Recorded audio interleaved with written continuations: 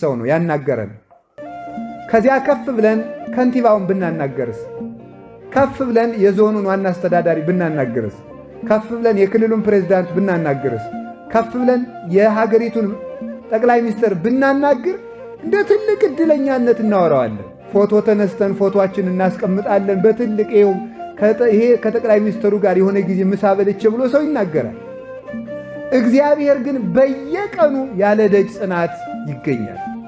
በየቀኑ እግዚአብሔርን ማናገር ይቻላል። በየቀኑ ብቻ አይደለም፣ በየሰዓቱ። የምድር ነገሥታት ጧት አናግረናቸው 6 ሰዓት መልሶ ቢቸግረን ማግኘት አንችልም። ምናልባት እንደገና 40 ቀን ልንጠብቅ እንችላለን። 6 ሰዓት አናግረን 9 ሰዓት ማናገር አንችልም። 9 ሰዓት አናግረን 11 ሰዓት አይደግሙልንም። 11 ሰዓት አናግረን 1 ሰዓት አይደግሙልንም።